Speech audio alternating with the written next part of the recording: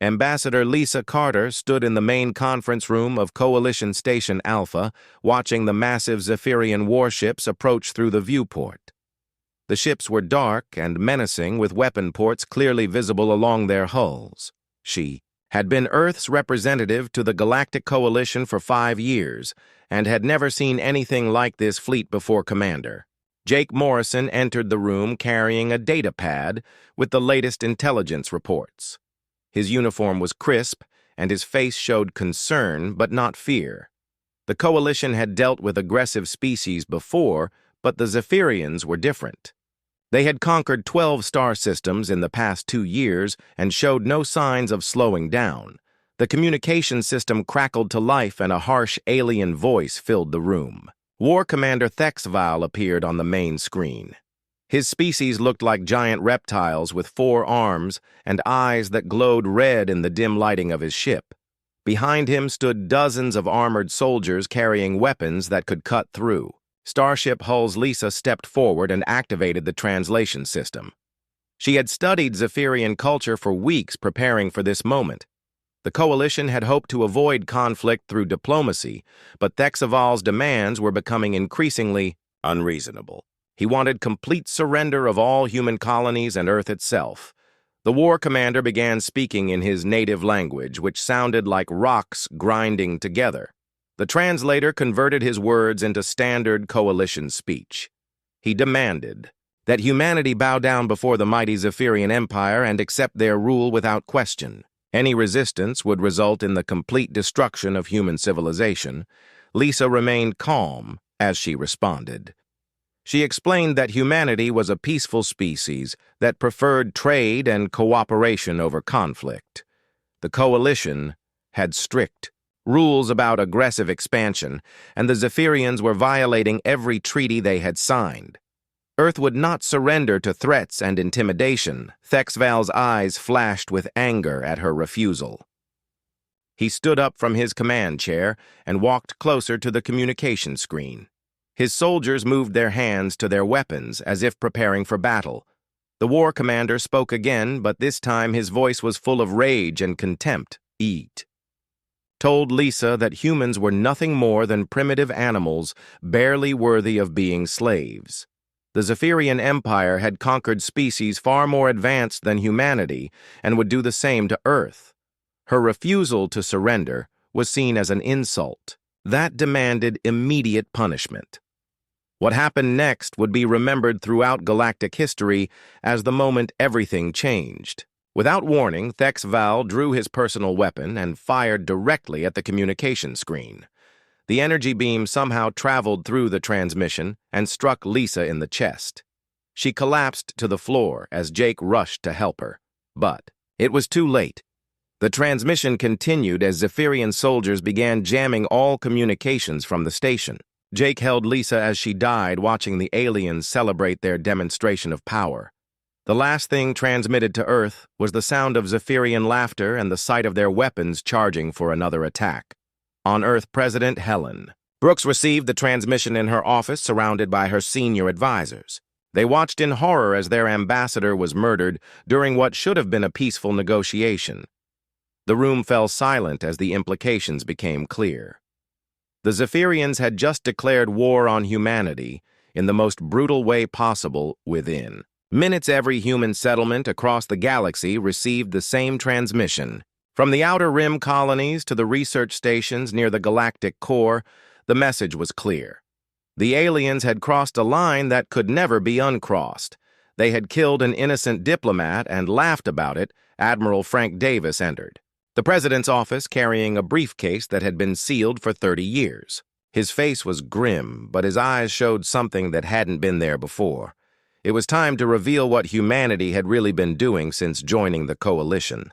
The peaceful facade was about to fall away. President Brooks opened the sealed orders that had been prepared decades earlier. The documents outlined protocols that had been hoped would never be needed. Every human in space had been trained for this moment, even if they didn't know it. The exploration ships were actually warships. The research stations were military bases. The mining operations were weapons factories. The president looked at Admiral Davis and gave the order that would change galactic history. All human forces were to reveal their true nature and prepare for total war. The aliens wanted to see what humanity was capable of when pushed to the edge. They were about to find out why Earth had conquered every other species on its planet as communication networks. Across human space came alive with military chatter. The Zephyrians continued their celebration. They had no idea what they had just unleashed. In their arrogance, they had awakened something that had been sleeping for 30 years. They thought they were fighting primitive animals, but they were about to face the deadliest predators the galaxy had ever seen. The war had begun, and humanity was ready. News of Ambassador Carter's death spread across human space faster than any previous communication in galactic history. Every human colony from the outer rim to the inner systems received the transmission within 6 hours. What the Zephyrians saw as a demonstration of power became the spark that ignited something they could never have imagined. Dr. Susan Phillips sat in her office deep beneath the surface of Luna, reading reports from across human space. Her department officially didn't exist, according to Coalition records. The Human Psychological Warfare Division had been operating in secret since humanity first joined the galactic community. For 30 years, they had been studying every alien species and preparing for exactly this moment.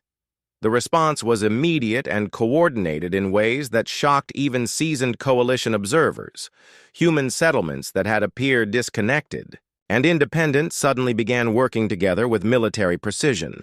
Supply lines that looked like simple trade routes revealed themselves as strategic supply networks. Civilian ships began broadcasting military identification codes. Captain Ryan Clark stood on the bridge of the New Horizon, watching his crew transform the ship around him. Panels that had hidden weapons systems opened across the hull.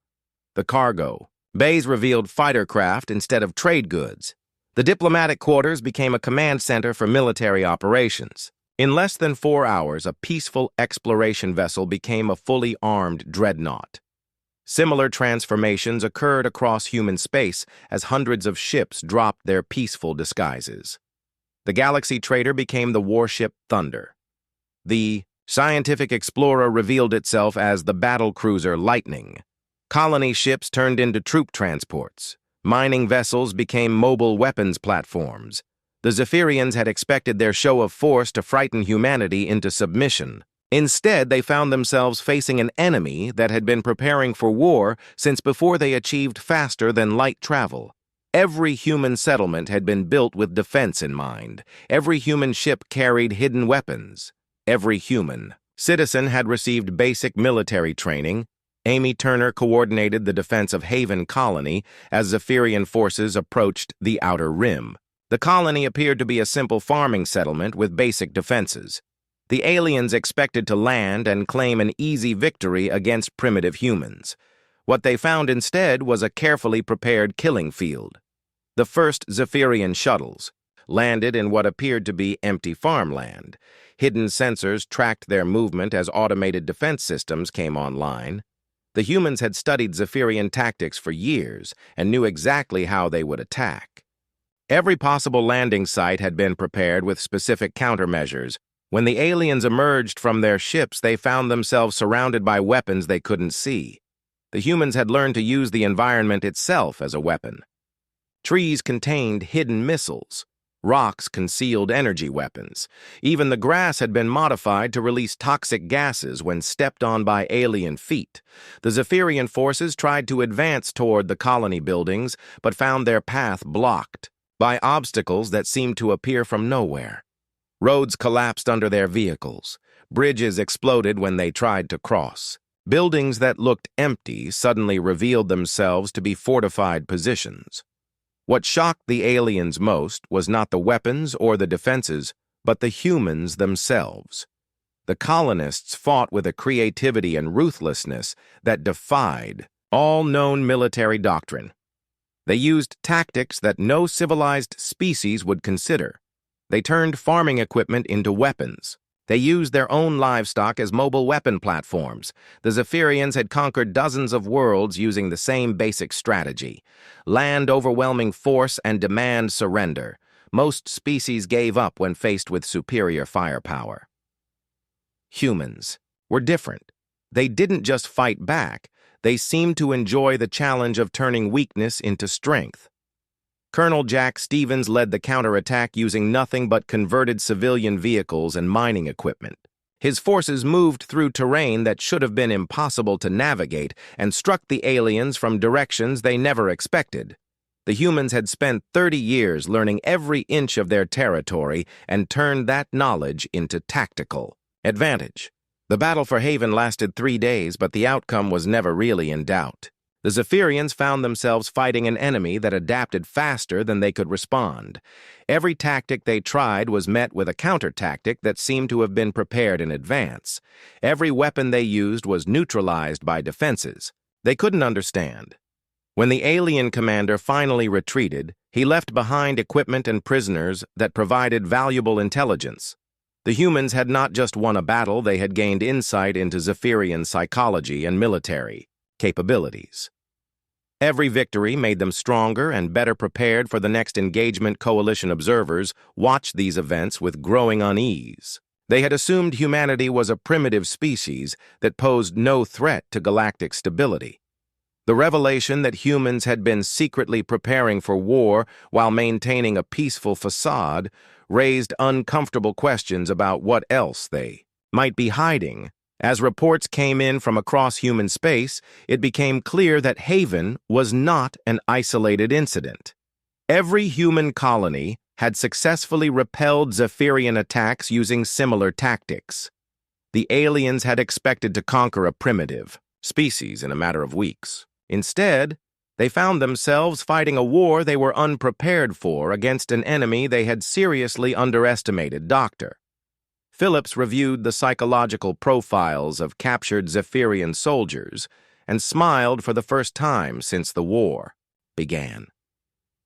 The aliens were already showing signs of fear and confusion. They had expected easy victories against primitive opponents. Instead, they were facing an enemy that seemed to anticipate their every move and turn their own strengths against them. The war was just beginning, but humanity had already achieved something no coalition species thought possible. They had made the mighty Zephyrian Empire afraid. Coalition Intelligence Officer Prime Veltar discovered the classified files by accident while researching human trade agreements. Hidden deep in the Coalition archives were documents that had been sealed since humanity first joined the galactic community. What he found inside those files changed everything he thought he knew about Earth's children. Every major coalition species had independently reached the same conclusion about humans after first contact. They were too dangerous to fully integrate into galactic society.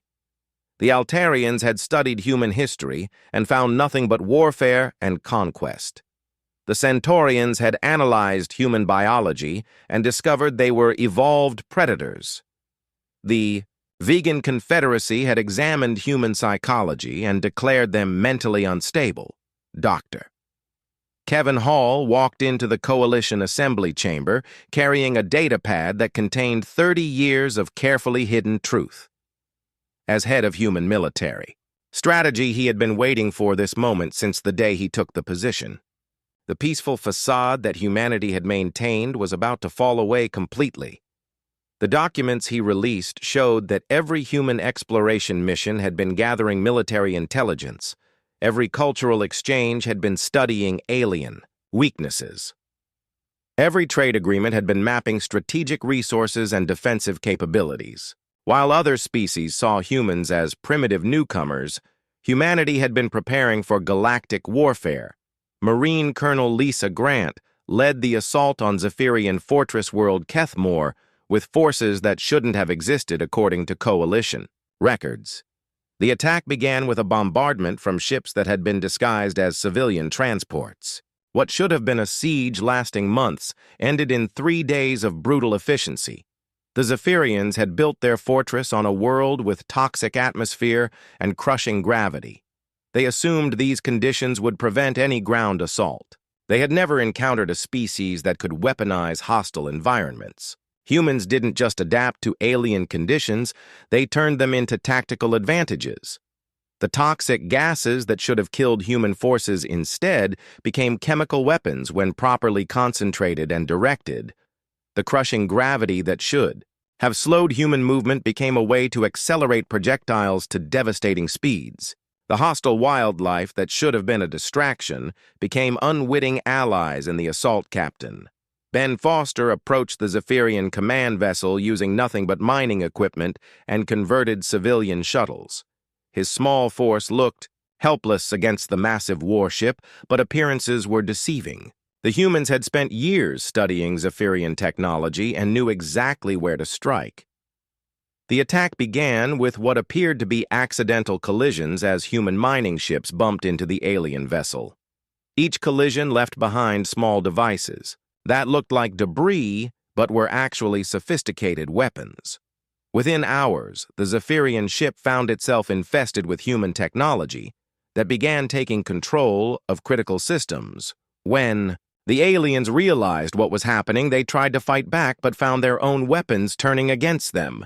The humans had not just captured their ship, they had turned it into a weapon against its former masters. The psychological impact on Zephyrian forces was devastating. Interrogation of captured Zephyrian officers revealed the growing terror among their troops. They were not just fighting an enemy, they were fighting a species that seemed to enjoy the challenge of warfare. Human tactics became increasingly creative and brutal as the war progressed. Every encounter taught humanity new ways to exploit alien weaknesses. Coalition member species began quietly distancing themselves from the conflict as they realized the implications. Humanity might be more dangerous than the Zephyrians had ever been. The peaceful traders they had known for 30 years were revealed to be something far more threatening. Earth's children were apex predators who had been hiding their true nature, the war. Revelation of Operation Damocles shocked even the most experienced galactic military leaders. Every human in space had been a potential operative waiting for activation. Every human colony had been designed as a military base that could be revealed at a moment's notice.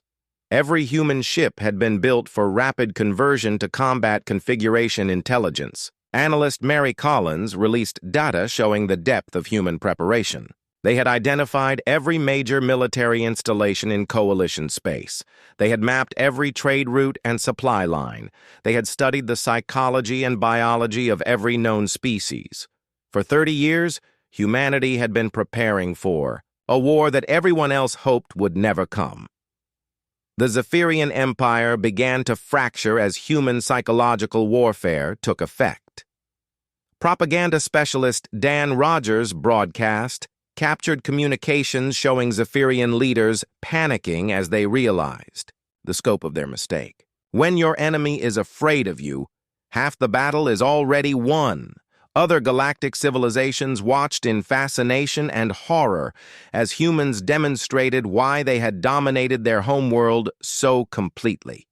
It wasn't luck or favorable conditions that made Earth belong to humanity. It was because humans approached conflict like no other known species. They didn't just seek victory, they sought total domination of every variable in the battlefield equation. The transformation of human space from peaceful colonies to military strongholds happened with a speed that defied galactic understanding. Ships that had carried tourists and trade goods revealed hidden weapon systems. Research stations became forward operating bases. Mining operations turned into weapons factories. The entire human presence in space had been one massive deception as the war entered its 4th month. Coalition observers realized they were witnessing something unprecedented. Humanity was not just fighting the Zephyrians, they were systematically dismantling everything that made the alien empire function. This wasn't simple conquest. It was surgical removal of an entire civilization's ability to wage war.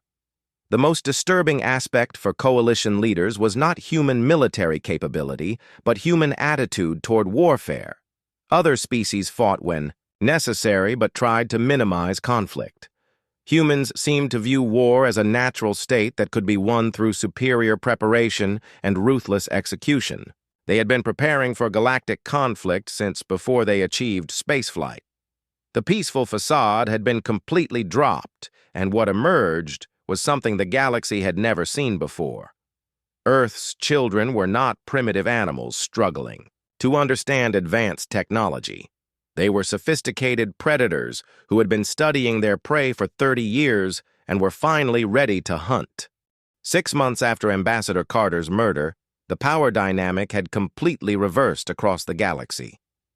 War Commander Thexval found himself constantly retreating from human forces that seemed to anticipate his every strategic decision. What had begun as a simple conquest of primitive animals had become a nightmare that haunted his every waking moment. General Patricia Stone commanded the human expeditionary force from her flagship as they pursued fleeing Zephyrian fleets across 3 star systems. Her forces moved with surgical precision, dismantling everything that made the alien empire function. This wasn't random destruction, but calculated removal of infrastructure that would take decades to rebuild. The humans had learned to fight a different kind of war than any species the galaxy had seen before. They didn't just attack military targets, they attacked the very foundations of Zephyrian society. Trade routes disappeared overnight as human forces captured or destroyed every merchant vessel they encountered. Communication networks went silent. As relay stations exploded without warning, Lieutenant Commander Jason Wright led a small task force against what should have been an overwhelming Zephyrian fleet. His ships were outnumbered 10-1, but numbers meant nothing when facing an enemy that refused to follow established military doctrine. The battle lasted only 4 hours and ended with every alien vessel under human control. The captured Zephyrian ships were not destroyed or stripped for parts as expected. Instead, human technical crews swarmed over them, learning every system and weakness. Within days, the alien vessels were flying under human command and turning their weapons against their former masters. The psychological impact on remaining Zephyrian forces was devastating. Intelligence analyst Mary Collins uncovered the full scope of Operation Damocles as more classified files were released to Coalition observers. Humanity's preparation for galactic warfare had been far more extensive than anyone imagined. Every human colony had been designed as a potential military stronghold. Every human ship had been built for rapid conversion to wartime configuration. The plan had been simple in concept, but staggering in execution. For 30 years, every human in space had been trained for warfare while maintaining the appearance of peaceful civilians. Teachers doubled as intelligence operatives, merchants mapped strategic resources and defensive positions. Scientists studied alien biology looking for exploitable weaknesses. Propaganda specialist Dan Rogers' broadcast intercepted Zephyrian communications, showing their leadership in complete panic. The aliens had expected to fight a primitive species, using conventional tactics. Instead, they faced an enemy that created new rules of warfare with every engagement. Human creativity in combat situations defied every military theory known to galactic civilization. The siege of Zephyrian Supply Depot Gamma 7 demonstrated human tactical innovation at its most terrifying. Rather than attack the heavily defended facility directly, human forces surrounded it and waited. For weeks, nothing happened while alien defenders wondered when the assault would begin. Then the humans revealed their true strategy. Every supply ship that tried to reach the depot found itself captured intact along with its crew. Human forces didn't destroy the supplies, they redirected them to feed human operations. The depot slowly starved while watching their own resources being used to support the enemy. When the garrison finally surrendered, they were hollow-eyed and broken. The Zephyrian Empire began to fragment as individual commanders made separate peace agreements with human forces. The central government could no longer maintain control over distant territories when communication networks had been systematically destroyed. Some worlds surrendered without fighting, rather than face what they had heard happen to others. Commander Nick Taylor led the assault on Zephyrian Naval Base Delta Prime, using tactics that would be studied by military academies for generations. The base was considered impregnable with defensive systems that could destroy entire fleets. The humans never tried to break through those defenses, they simply made them irrelevant. The attack began with what appeared to be a single damaged freighter requesting emergency docking. The Zephyrians allowed the ship to land, thinking it might provide intelligence about human operations. Too late they realized the freighter was actually a sophisticated Trojan horse carrying a full company of human special forces. Within hours, the humans had captured the base's command center and turned the defensive systems against nearby Zephyrian installations. The weapons that should have protected the Empire instead began systematically destroying its own infrastructure. The base fell without a single external shot being fired. War Commander Thexval received reports from across his shrinking empire that read like horror stories. Human forces were not just winning battles, they were demonstrating complete mastery over every aspect of warfare. They adapted to new situations faster than Zephyrian commanders could respond. They turned every advantage into a weapon. The psychological warfare reached its peak when Sergeant Major Ellen Davis began hunting Thexval personally with her Special Operations team. They didn't want to simply capture him, they wanted him to understand exactly what kind of species he had chosen to provoke. Every safe house he used was compromised, every escape route was blocked, every ally he trusted was turned against him. Coalition observers noted something that chilled them more than human military capability. Humanity wasn't celebrating their victories with the joy of a species finally free from oppression. They approached warfare with grim efficiency that suggested this was just another job that needed completion. They seemed to view the entire conflict as pest control rather than glorious conquest. The transformation was complete as Zephyrian forces found themselves scattered across dozens of star systems with no central command and no hope of coordinating effective resistance. The mighty empire that had conquered 12 civilizations was being systematically dismantled by a species they had dismissed as primitive animals. As the war entered its 8th month, it became clear that humanity had achieved something unprecedented in galactic history. They had not just defeated a superior military force, they had made it irrelevant. The Zephyrian Empire existed only in name, while real power belonged to human commanders who seemed to view galactic conquest as an interesting puzzle to be solved. The Zephyrian homeworld of Zeph High had never been threatened by external forces in over 1,000 years of imperial expansion.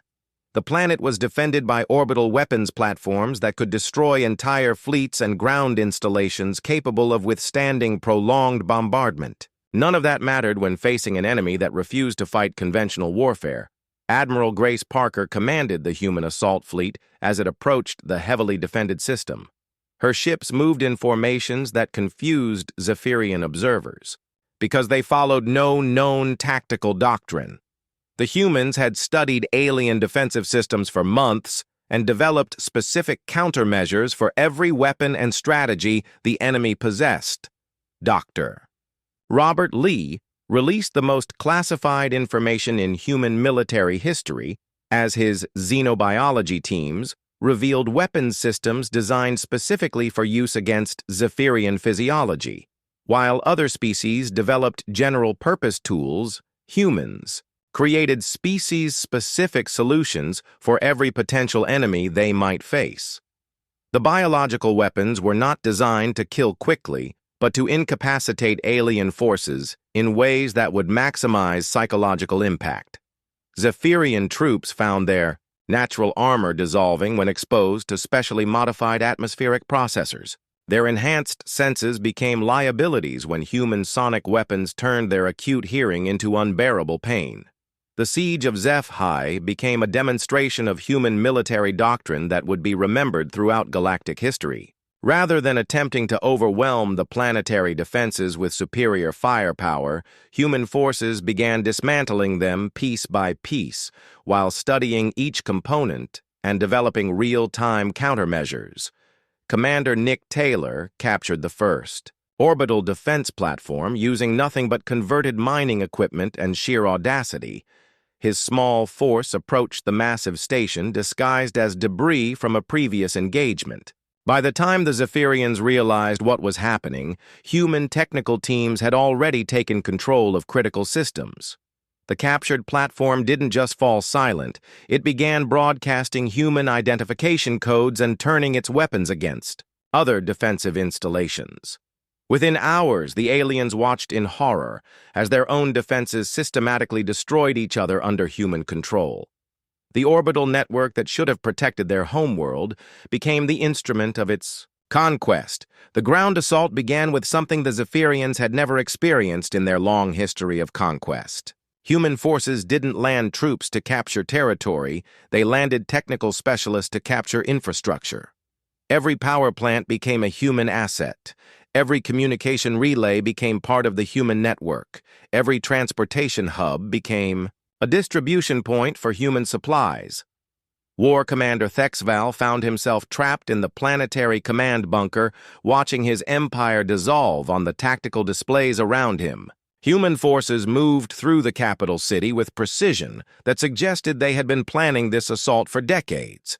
Every street and building had been mapped. Every defensive position had been identified and countered.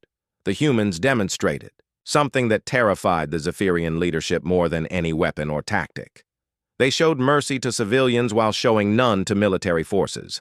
Non-combatants were evacuated to safety zones and provided with food and medical care. Soldiers who surrendered were treated according to galactic conventions. Those who continued fighting simply disappeared. Sergeant Major Ellen Davis led her team through the government district hunting for Thexval with methodical efficiency. They didn't rush or show anger despite what the war commander had done to Ambassador Carter. Their calm professionalism was more frightening than rage would have been. They approached his capture like any other military objective. The psychological warfare reached its peak when human forces began broadcasting Zephyrian surrender negotiations on all communication channels. The messages showed alien commanders begging for terms, while human officers calmly explained the conditions for ending hostilities. The mighty empire that had terrorized dozens of worlds was reduced to pleading for survival. Coalition observers watching from the outer system noted something that would influence galactic politics for generations. Humanity could have easily destroyed the Zephyrian homeworld and exterminated the entire species. Instead, they chose surgical precision that removed military threats while preserving civilian populations. The final assault on the planetary command center demonstrated why humans had dominated every other species on their homeworld. Thexval's bunker was designed to withstand nuclear bombardment and biological attack. It had never been tested against an enemy that could turn the facility's own systems into weapons. Human technical teams didn't break into the bunker, they convinced it to open itself. Within hours, life support systems began failing in specific patterns that drove the defenders toward predetermined exit points. The lights failed in sequence, creating paths that led exactly where human forces wanted them to go. Even the facility's emergency protocols had been compromised. When Thexval finally emerged from his command bunker, he found himself face to face with Ellen Davis and her team. The human soldiers didn't point weapons at him or show any sign of the anger that should have driven them after months of warfare. They simply informed him that he was under arrest for war crimes and would be transported to Earth for trial. The war commander looked around at his burning capital city and the human forces that had conquered it with such systematic efficiency. He finally understood what species he had chosen to provoke when he murdered Ambassador Carter. These were not primitive animals struggling with advanced technology. They were apex predators who had been preparing for this moment since before they achieved spaceflight. The war was effectively over as Zephyrian forces throughout the galaxy received word of their homeworld's fall. Without central command and facing an enemy that seemed to anticipate their every move, most alien commanders chose surrender over continued resistance. The empire that had lasted for centuries collapsed in less than a year, as transport ships began evacuating Zephyrian leadership to Earth for war crimes, trials. Human forces began the complex task of administering conquered territory. They approached occupation with the same systematic efficiency they had shown in combat. Every decision was calculated to prevent future conflicts while establishing permanent human authority. The galaxy watched these events with a mixture of fascination and terror. Humanity had not just won a war, they had redefined what warfare meant. When conducted by a species that viewed conflict as a problem to be solved rather than a contest to be won. The war ended not with a great battle, but with War Commander Thexaval kneeling before President Helen Brooks in the Coalition Assembly Chamber. The ceremony was broadcast across every inhabited system in the galaxy as the architect of Ambassador. Carter's murder formally surrendered to the species he had tried to destroy. His public apology was accepted with the same calm professionalism humans had shown throughout the conflict. President Brooks announced that mercy would be granted to those who renounced violence and worked toward galactic peace. The terms were clear and non-negotiable. Any future aggression against human civilians would result in the complete dismantling of the attacking civilization director of Human Space Command. Carol Martinez oversaw the post-war occupation of former Zephyrian territory with efficiency that surprised even experienced coalition administrators. Rather than exploitation or revenge, humans implemented rehabilitation programs designed to integrate former enemy colonies into peaceful galactic society. The transformation was remarkable as worlds that had been military strongholds became centers of learning and trade. Former Zephyrian weapons factories were converted to produce medical equipment and agricultural tools. Military academies became universities, teaching galactic law and peaceful conflict resolution.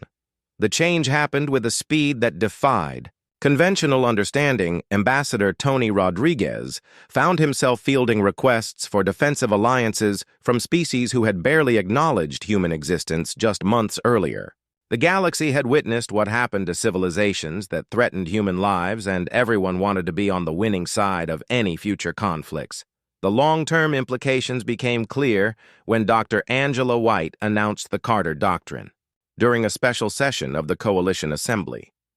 Any unprovoked attack on human civilians would result in complete military dismantling of the attacking civilization. This wasn't a threat or a negotiating position. It was a promise backed by demonstrated capability. Captain Chris Anderson commanded the reformed Zephyrian fleet under human oversight as former enemies worked alongside their conquerors. The integration happened smoothly because humans had studied alien psychology for decades and knew exactly how to manage different species. Fear motivated some, but respect and genuine appreciation for human competence motivated others. The Coalition Security Council voted unanimously to offer humanity a permanent seat with expanded authority over galactic military affairs. The decision wasn't made out of love or gratitude, but from practical recognition that humans had demonstrated superior capability in managing large-scale conflicts. Other species began requesting human advisors for their own military forces as word spread about human tactical innovations. The techniques that had defeated the Zephyrian Empire were studied and adapted by civilizations across the galaxy. Human military academies started accepting alien students for the first time. The psychological impact of human victory extended far beyond military circles as galactic society began to change in fundamental ways. Species that had been aggressive toward their neighbors suddenly became interested in peaceful cooperation. The example of what happened to the Zephyrians served as a powerful deterrent to future conflicts. Coalition trade routes became safer as piracy and raiding virtually disappeared overnight. Criminal organizations that had operated with impunity for generations suddenly found themselves facing the possibility of human intervention. The mere threat of attracting human attention was enough to end most illegal activities. Dr. Susan Phillips published her first open research on alien psychology as the Human Psychological Warfare Division emerged from secrecy. Her work revealed how thoroughly humans had studied every known species while maintaining their peaceful facade. The depth of preparation was staggering even to coalition leaders who thought they understood human capabilities. New diplomatic protocols were established as species learned to communicate with humans more effectively. The old assumption that peaceful intent meant weakness was permanently discarded. Humans had proven that a civilization could be both humanitarian and militarily dominant when circumstances required. The most significant change was in how alien species viewed conflict resolution. The human model of overwhelming preparation followed. By decisive action became the preferred method for handling disputes. Wars that might have lasted for years were resolved in months using human-developed techniques. Young Zephyrians who had grown up during the occupation began joining human military units as the integration process reached completion. They brought unique perspectives that enhanced human tactical capabilities while learning to think about conflict in entirely new ways.